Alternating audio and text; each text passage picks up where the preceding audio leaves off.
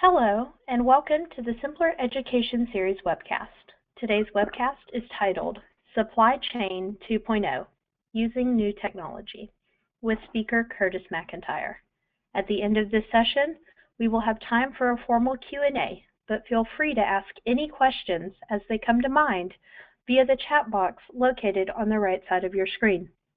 You will also be able to download the archive of today's webcast and its slides at symplr.com soon, and will receive that download information in an email. The Simpler Education Series webcast is certified for CPEs by ARM and is sponsored by Symplr Compliance and Credentialing for Healthcare and Mastery. Next slide, please. Thank you, sir. Next slide. We are so pleased to have Curtis as our speaker this month. He is the president and founder of Mastery.com, an online supplier management solution, and works as a supply chain consultant for various health systems. He worked for 9 years at Intermountain Healthcare in their supply chain organization as a supply chain solution manager. He is focused in pharmacy, laboratory, respiratory, rehab, and community health. I'd like to turn it over to him now. Great. Well, thank you. And thanks for the fun opportunity it is to do this webinar and to kind of share you some of my thoughts. This will be kind of fun. I try and make it as fun and as interesting as possible. If you're going to spend some time listening to a webinar, we might as well make it fun. A couple of thoughts before I get started. You know, a lot of it will be very kind of Mastery-centric in the view that I see. I don't want this to be a commercial or anything like that, but I really want you to kind of get the vision for what I see in the technology space. And I'll start by just kind of telling a story. Just last week, I was getting an auto insurance quote, and I did it on progressive.com. So this is not a commercial for progressive.com, but I was going through, and as I'm getting that auto insurance quote, I thought, man, how nice and simple and easy and smart is a solution. And you think of technology that we interact with on a day-to-day basis, whether it's Amazon.com, or it's something like getting an auto insurance quote, or it's Facebook or LinkedIn, or you think of some things from a technology perspective that's smart, it's easy, the user interface is nice, and then you compare that, and I want you to think about the processes that you use in your jobs today and the solutions that you use. And we have technology, we've got solutions that fill needs, but man, they are not user-friendly. They're not a progressive.com. I'm simple and it's smart and it's clean. And I mean, if we can start to model things after what we experience in our personal lives and the business, that's really the future of technology. And that's what I'm going to talk about. I'm going to focus primarily more on the social side of things, and that's where Mastery really plays heavily, and give you kind of my thoughts and perception on, well, why would we even want anything social related in our jobs today? But that's kind of a little background and kind of gets you a little bit into what I'm passionate about. And I think, I did supply chain for a long time, and I've worked through a lot of manual processes, whether it's, just sending emails and Word documents and Excel files. And I've used technology that, is market leading, but yet it still looks like it was built in 1994. So that's kind of the things that we're up against today, and I think we have a huge opportunity in the supply chain space to take it to the next level. So I'm going to start, and my objective, we'll really kind of talk about some supply chain technology then and now. We're really going to focus on the communication side of things, communicating between buyers and suppliers. We'll talk about some supply chain challenges that every supply chain organization I've come across has these challenges for managing their supplier relationships. And then some innovative solutions that to help you drive value with your suppliers. And then the fun part for me is really the vision for the future of buyer-supplier relationships. I only have 2 slides on it, but I think that's the funnest part. And you put some smart people in the room, you could really come up with maybe a really neat vision for what the future of our technology and the supply chain can be. And then we'll have a question and answer period at the end. So with that, let's talk about supply chain technology through the ages. One of my favorite TV series when I was growing up was this Batman TV series. Did you know the Batman TV series lasted just 3 seasons? I did not know that because it had so many episodes. It had 120 episodes. which is amazing. 60 episodes in just season 2. It's kind of like The Bachelor. But if you think about it, supply chain communication back in the day, a lot of it, phone calls, which I still advocate. I still think conversations face-to-face, in person, or even over the phone can be much more productive than conversations, otherwise through email or other methods. But other methods make sense as well. Then you think about it kind of transitioned into fax machines. So some of you on this webinar may have actually been in supply chain during these times, and you remember just living through phone calls and fax machines. Then we kind of move on a little bit. We got Ferris Bueller, one of my other favorite shows. This I learned recently, which I thought was interesting. Emilio Estevez actually turned down the role of Cameron. That would have been a much different movie with Emilio Estevez as Cameron, but I'm glad it went the way it did. But if we look at supply chain communication, then so we're thinking, okay, we got telephones, we've gone to fax machines, now we're into some computers with some email. And I always ask people, I'm like, when was the first time you started using email in business work? And it's pretty amazing. I mean, some companies started in the late 80s where they started using email to communicate internally. There was no standard kind of, email language between companies, but internally companies were using some email. And so it's just kind of fun to think about, when did that start? How's it changed your work? Obviously, we live in email, and there's emails. I'm sure many of you have emails pinging on your desktop right now as I'm talking.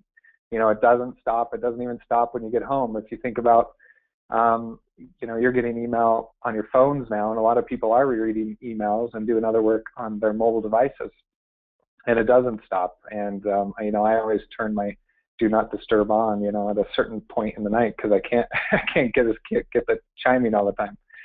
One of the cons of email, as efficient as it makes us, and as a nuisance it can sometimes be, one of the cons, though, is if you're trying to really communicate to large groups. And in the healthcare space and many other industries, your supply chain has a lot of suppliers and a lot of players. There's a lot of companies, there's a lot of individuals, and how are you communicating with them? If you want to do communication, how's that communication work?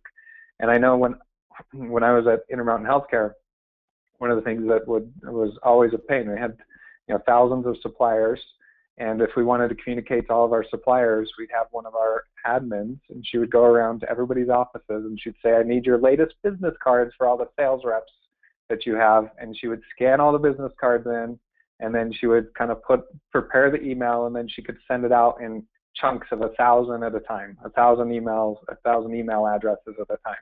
It was the most time-consuming and painful process, inefficient, doesn't make sense. Technology should really take us to another level there, and we'll talk about some of that today. Okay, so we get into social networks. And social networks have kind of become a big thing. I don't really need to explain what a social network is. I think most people understand it, but it's really bringing groups together to be able to facilitate and make things more efficient. And if you think about the groups that are involved in the supply chain processes, there's multiple people, there's multiple organizations, lots of people. And what is the value of bringing all of you together in one place? And other areas have proved it. The other kind of groups and industries and stuff have proven why people join a social network. They want to communicate information to large groups, so we talk about that. Being able to follow and stay up to date with things that they're interested in or information they'd like to receive. Easily find individuals, content groups that you're looking for. And then I would even take it to another level to say, okay, now I've got these groups in the same place. You're not in, you're all in the same network and portal. How can I make your interactions with each other easier? When I think about building anything, I'm always thinking about how can I make something more automated? How can I make fewer clicks? If something is manual today, can I automate it today? Those are the things, anything that can just make it smarter, easier, better for people to use, that's what I want to build. And that's really, when we think about supply chain technology, that's what we should do. And the cool thing is, if you bring buyers and suppliers into the same network, imagine all of the stuff that you can get to and start doing together and make the steps just instead of 7 steps to accomplish a task, make it 2 or 1. And so that's the fun stuff. All right, social network. A lot of times when I think about a social network, think of Facebook, Twitter, LinkedIn. But it really is more than just Facebook. This is really cool. If you go to conversationprism.com, this is a group that goes out and they're really looking at what are all the social networks out there and by band. And you can see all of these just different bands of different groups and companies that are kind of built along these social networks. And you'd see a lot that you become familiar with. Some of it is like, even if some of you are on Fitbit or things like that, that's a social network. And so when you think about supply chain, what are the social tools for the supply chain? Where's my network as a supply chain manager where my company is connected with all of my suppliers? And really, there hasn't been, and that's been a missing piece kind of in supply chain technology. And it's really become a passion of mine. So I kind of played around with it, and this is kind of fun. So maybe there isn't a network for supply chain because maybe we could say B2B activity just isn't big enough. So I'm going to say B2B, business to business activity just isn't big enough. Not enough players or activity to justify a network.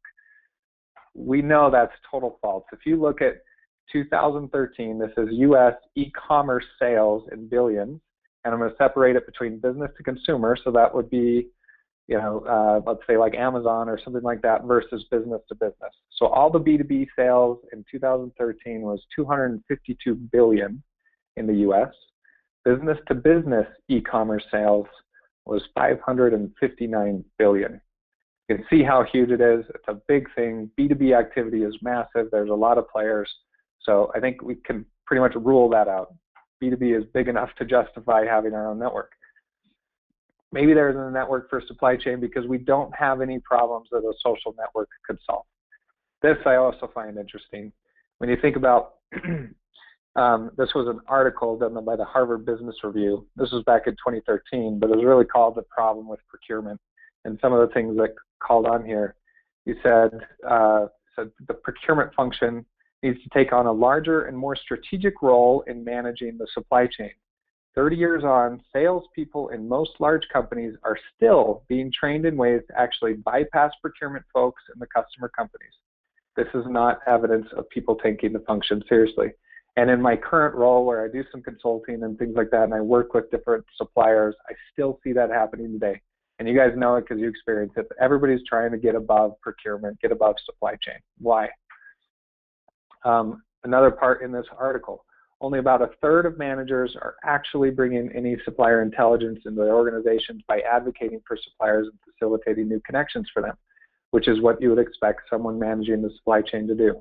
No wonder suppliers don't want to spend time with these folks. They're not feeling like the supply chain is their advocate or whatever. They're trying to get in the door any way they can. And traditionally in the supply chain, we don't make it easy for companies to get in the door. We're trying always to contract.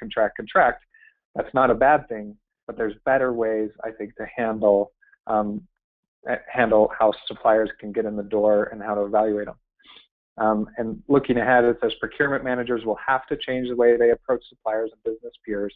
Being a strategic partner means so much more than negotiating the discount. And if you've been to webinars or you've gone to any supply chain conference over the last 5 years, you've heard it, or even longer. You've heard it. The value that you can drive for your organization is much more in how you manage your supplier relationships and building those partnerships, and really in that supplier collaboration more than it is in just RFP. Okay, so if you think about with your suppliers, a couple questions I would have. Is there transparency? Do they know what you're working on? Do they know what matters to you? Do they know what's coming up for bid? Why not, if you have a bunch of cold call suppliers, why not drive them to one place and say, hey, you want to do business with us? Here's everything that we're working on this year. And here's a description of the project. Here's when we plan to start it. Here's the project manager. If you want to be considered, just press this button and we'll consider you. Doesn't mean we'll definitely use you, but we'll consider you. Press that button and we'll take a look. That's the type of transparency. And from a supplier perspective, that's all. I mean, a lot of times that's just what they're looking for is, okay, what are you working on? And is there an opportunity for me and my solution that I could be considered for one of your projects? Is there direction? Are you providing them direction, or are you just saying, no, I don't, I'm not the right person to talk to, maybe try somebody else? I mean, do you have a good direction for these suppliers? And even, so not just your cold call suppliers, but even your big strategic suppliers, do you have a good direction for them of what you want to be doing together? Is it just, hey, we just want your product and we want it at the best price and that's all, make sure you deliver it? Then fine, give them that direction.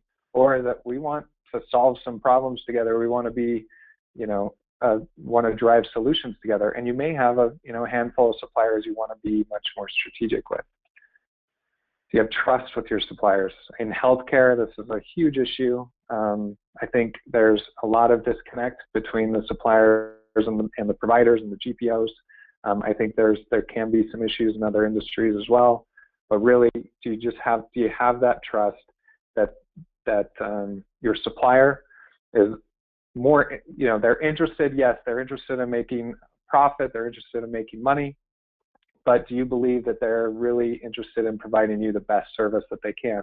And I'll tell you, I mean, I calculated the other day, I've met with, during my time managing the supply chain, I sat in over 1,600 supplier rep meetings. So a rep coming and pitching some solution, some idea or something like that, 1,600. And some of you are probably like 10,000. I don't know. Some of you probably sat in even more than me. But you see that, and man, you can see the issues that when there's no trust, it's a big issue. And it's on both parts, both on the buyer side and the supplier side. Are the suppliers demonstrating behaviors that you can trust? And are you, opening up your door a little bit so that they can trust you as well? And then communication. Are you communicating with them? It goes a lot to transparency, but again, do they know what matters to you? Do they know what problems you're trying to solve? Because they might have great solutions for you. And so really just getting that communication out there. So I think there's improvement in all of these areas, and those are things that a social network within business to business can provide. Maybe you could say, well, existing networks meet our needs. So Facebook, LinkedIn, Yammer. Most of you are probably familiar with Facebook and LinkedIn. Yammer is a pretty cool product. It's kind of this internal social network, so between employee to employee communication. And we'll kind of talk about each one of these. So first, let's kind of play a game. So Bob Barker, one of my favorite guys ever. So Bob Barker, we're going to play this game. So we're going to look at 4 different companies, and we're going to look at the number of Facebook likes they have versus their revenue in billions, okay? And we're going to see, is this a B2C company, so a business to consumer company, or a business to business company? So the first line here, we see this is all the revenue. So all these are pretty big companies. These are $119+ billion in revenue every year. But then look at the Facebook likes. So you've got one company with 8,900, another one with 7 million, another one with over 1 million, another one with 71. Which ones are business-to-business companies? Well, I think they're pretty easy to spot. McKesson, it's a B2B company. I managed the McKesson relationship when I was at Intermountain Healthcare. I am not going to follow McKesson on my Facebook account. My Facebook is my own personal. It's definitely more of peers and consumers. It's not a place where I'm running my business or managing my suppliers. Verizon, business to consumer, clear. The next one, CVS Pharmacy. That's another B2C company. This one, 71 Facebook likes. So JX Holdings, there's oil company. So definitely a B2B company. Facebook and that type of scenario is not built for your supply chain solutions. If you want to communicate to your suppliers, Facebook is not necessarily the place to be doing it. All right, meet Steve, the sourcing manager. So put yourself in Steve's shoes. And he has a profile on Facebook. He's fairly active. He uses it to follow, share updates with close family and friends, and to watch the occasional dancing cat video. I know that that's one reason that I am on Facebook, is just to watch all the funny stuff that shows up there. He's also got a profile on LinkedIn. He uses it to build his professional network, keep his eye open on other job opportunities, different things like that. It's personal to him, but it's him expanding his own career network. And then he also uses Yammer for internal employee communication. He finds it really helpful to easily communicate with coworkers and projects on other topics. But he's confused. Here he is, he's managing, let's say he has 700 suppliers he's supposed to manage. Why isn't he just connected to those suppliers in one central place, one network? He doesn't have an easy way to communicate with those suppliers, doesn't have an easy way to stay up to date with all those suppliers. So do existing networks meet our needs? No, they're not built for the supply chain. They're not built for what we need to accomplish to improve our business processes with our suppliers. So I think of a couple considerations when you think about social media and the supply chain. Think about who's my audience. If I'm a small window treatment company in Utah, it's Clearview Shutters. Who's my audience? They're women in Utah over the age of 30. Where are they? They're on Facebook and Pinterest. Okay, now I'm going to go and I'm going to put my stuff on Facebook and Pinterest and get their attention. But here I am, Intermountain Healthcare, got a large supply chain department. We have over 10,000 suppliers. Where is my audience? Where are they? Where are all my reps in one place? Great question. They're not in your ERP system. Let's just say it. I mean, you could say, oh yeah, they're all registered on ERP. Okay, but what can you communicate to them? What can you do? What are you doing together if they've signed in some vendor portal?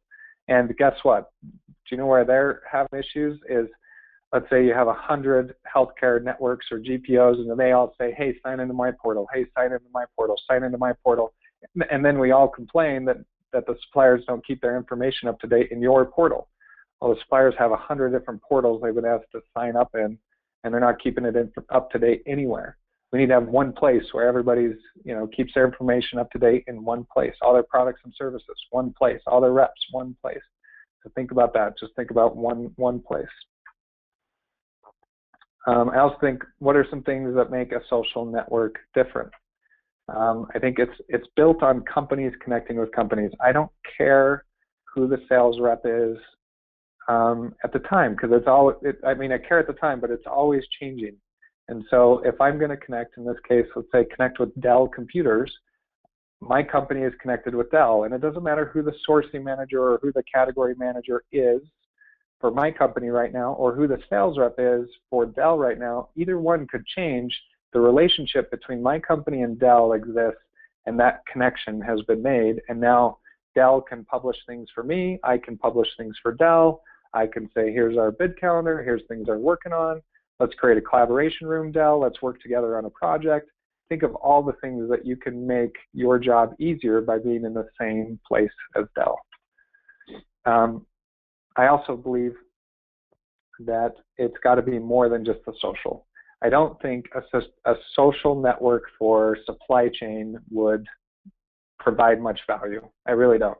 I believe you've got to have tools integrated that make people's jobs easier. I said it earlier, that anything I can automate, anything I can reduce steps, reduce clicks, anything that you're doing manual today, let's build it and make it an automated piece. And that's the future of really the supply chain technology. Let's make it smarter, let's make it more user-friendly, let's make it automated.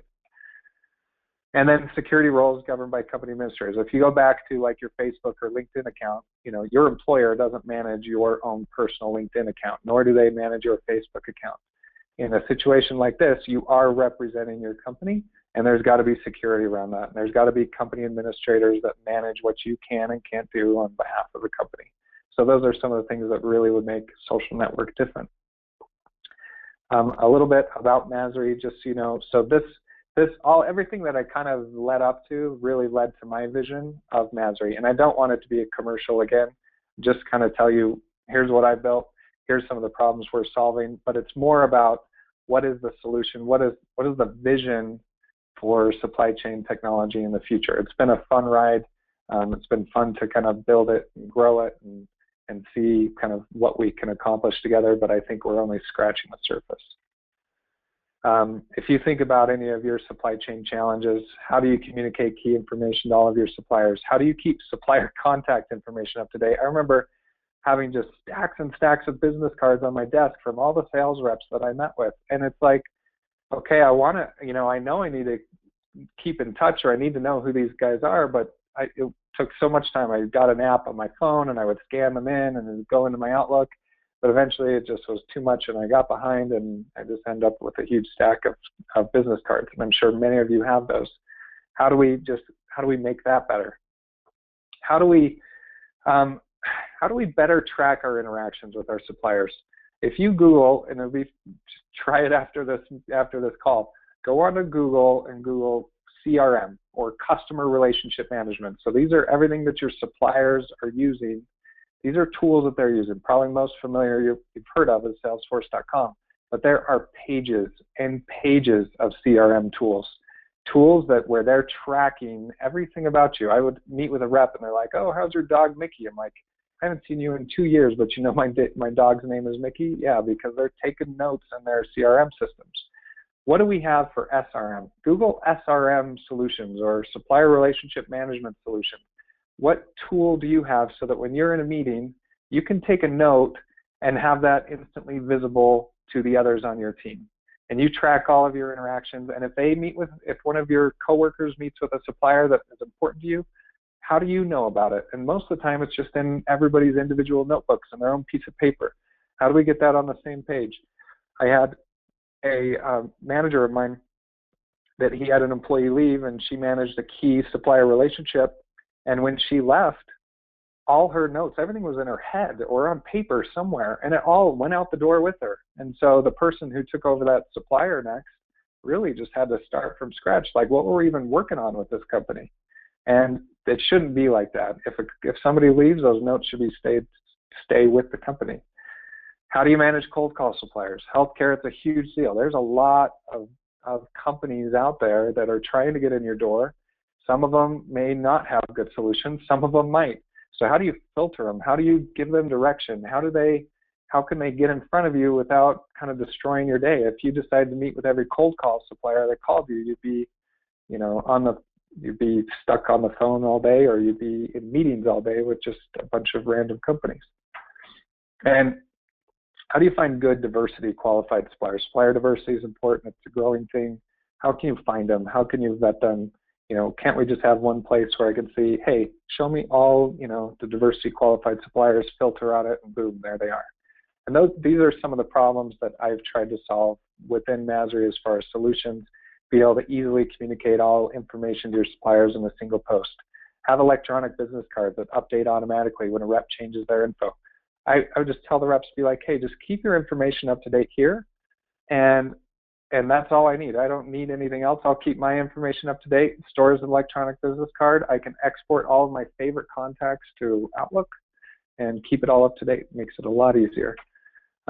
We have, company notes. Wouldn't it be nice just to be able to make a note, have it instantly visible only to your team, and have a history of all your interactions with your suppliers?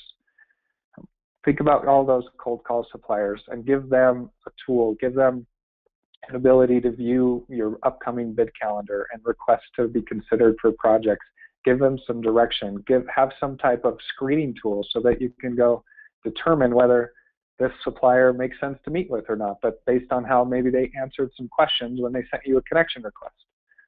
And then think about the diversity suppliers, being able to find and filter those suppliers based on their different certifications. I mean, that's just, I think, again, we're just scratching the surface of what you can do if you bring the buyers and suppliers together in one place and one solution.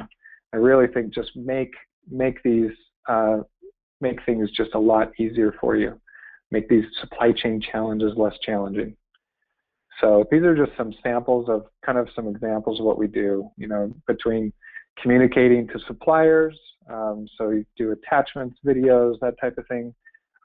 Surveys, if you're ready to go kick off, post your survey out there. Get it out there. Let all your suppliers see it. Those that want to see if they can qualify, click on the pre-qual link and have them answer some questions and get that information out there a lot easier. Supplier perception surveys. So those are all good examples. Being able to see contact information. Every user having that contact info and then storing those into electronic business cards. If you think what the suppliers could post to you and get information in front of you that's not so obtrusive all the time as a phone call. So you can see some of the content that can get out there, directing this pool of prospective suppliers so they can just introduce themselves in a less obtrusive way. Tracking your interactions with these notes, talks about that. So enough really on Masri. I want to talk really about what does new technology look like. And if you think about your supply chain processes, think about how things exist today and the different things you do. And I'm gonna highlight a few. You have this planning phase where there's demand planning, budget planning, planning of these categories need to go to RFP, these categories, these contracts are expiring, these, you know, you have all this planning activity and you're using a bunch of disparate systems to try and get that done. What if, I mean, everything was combined and it led right into your sourcing? So whether if it needed to go through some sourcing, whether it's an RFQ, RFP, direct negotiation, whatever, it drives into a sourcing process. It leads into your contracting. It ties into your procure to pay and your logistics and receiving, warehousing. And then you have that management and support. And then you have this ring all around it, which is that SRM for your side and then the CRM for the supplier side that's bringing it all together. And my vision is imagine a cradle to grave solution that could pull all of this together and make that seamless for you. Now, yeah, you have investments in a lot of different technology, and if those investments make sense, integrate with those solutions.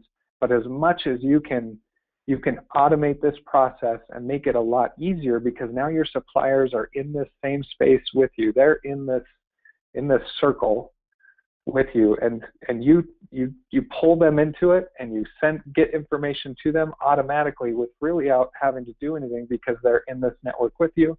And then the stuff obviously that's yours, you know, they don't see, but you pull all of this together. And I think about some technology that you use today that is just really, really good. If you have an iPhone, model stuff after what iPhone has been able to do. They didn't build every single app that's available on your iPhone. In fact, they were really smart. They said, hey, we'll create the environment, we'll create the network, we'll create the solution, and then let's just let whoever wants to build into our solution and tie into it. And I see that as a vision for supply chain technology, and it is something that I get really excited about and passionate about. And I think about, imagine one network for all buyers and suppliers. I don't care what industry they're in. I don't care what their role is. If they're interacting with suppliers and on the buying side, and if they're a supplier interacting with buyers, how do we pull everybody together and automate their interactions together, whether it is sourcing, whether it's contracting, whether it's procurement, actual purchasing, payment, receiving, anything. I think the more that we can put everybody in the same space with integration to tools that make sense is really kind of the fun solution in the future for the supply chain technology. So I think I'll wrap up with this, and I like this, and I've seen this happen since I've been outside of supply chain and working with some suppliers, and I've been in meetings like this where I think sometimes as a customer we think that we mean a lot more to a supplier than we really do, and I think sometimes we might even underestimate how much we mean to a supplier. And sometimes you just really don't know where that supplier is. But the goal from our perspective, from the supply chain perspective, really be a customer of choice. And think about this when you think about what kind of customer are you for your suppliers.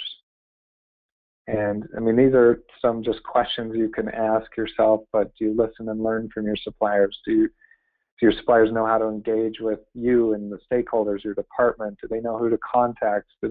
Is communication sent out to them regularly of what you're working on? Do they know what matters to you? The more you do this stuff, man, you are going to be a favored customer. And when you're a customer of choice, you're getting preferential treatment, whether it's from a pricing perspective, service perspective, support perspective, any of that stuff. And so really, if you think about your own supply chain, make sure that you're building to become a customer of choice. And I think from a technology perspective, the more tools and resources you can give to make even the suppliers easier, make their interactions easier with you, the more they appreciate that as well. So with that, I am done kind of with the presentation. I hope it was engaging and interesting, and if you have questions, I think Callie will kind of explain how to ask your questions, and I think there's in the meantime, symplr has a video to show, so I'm going to start that. Welcome. Thank you for looking at symplr for vendor and general credentialing.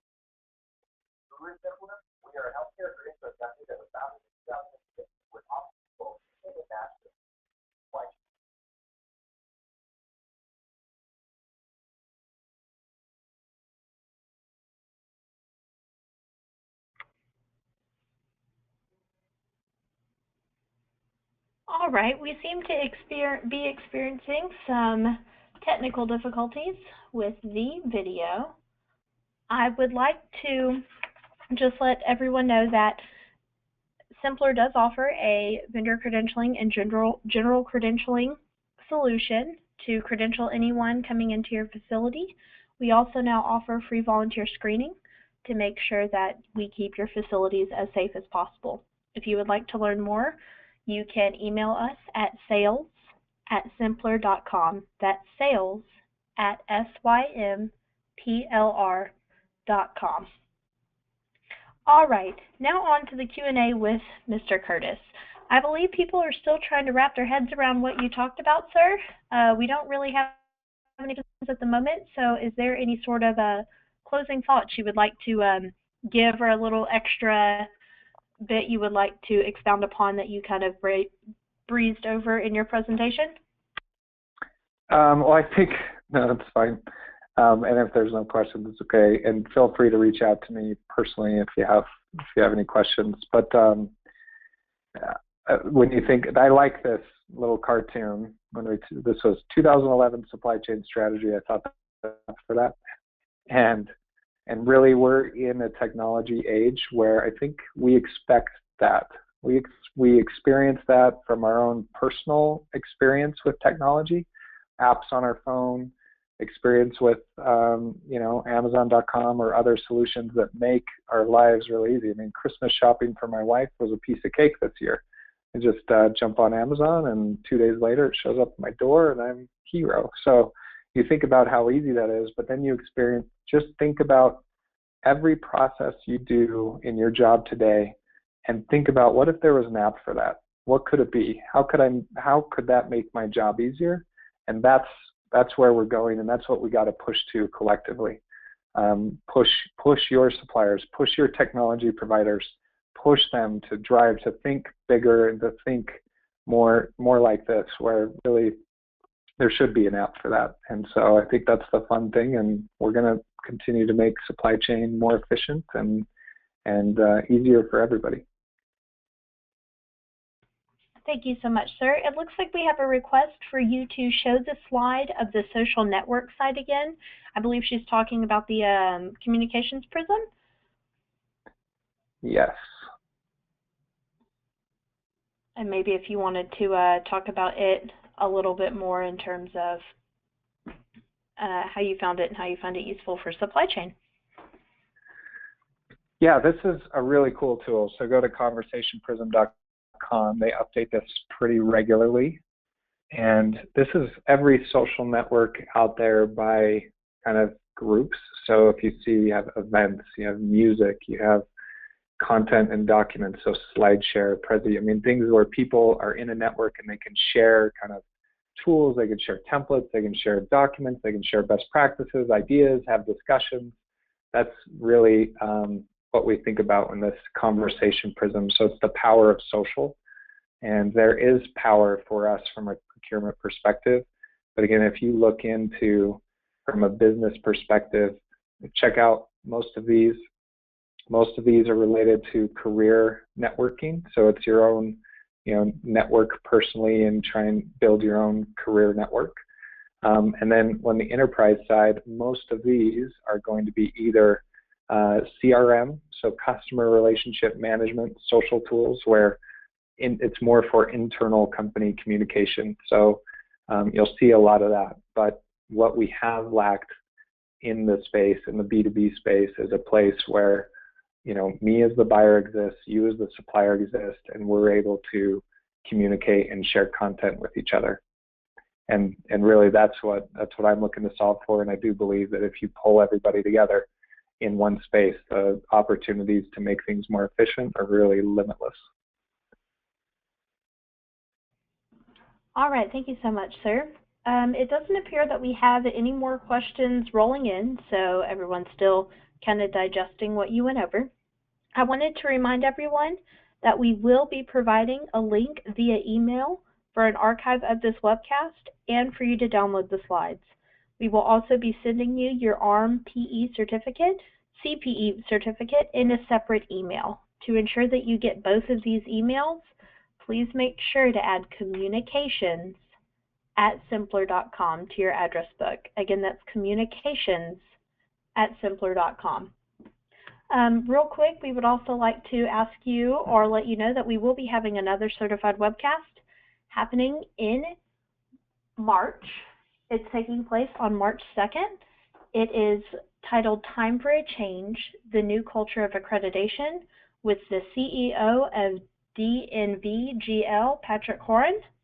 And we wish that all of you would join us for that day as well. Mr. Curtis, is there anything else you'd like to say in closing to everyone before we wrap up for the day? No, thank you for the opportunity. I appreciate it. All right, thank you, sir, and thank you to everyone that joined us today, and that we hope you have a great rest of the day. Thank y'all.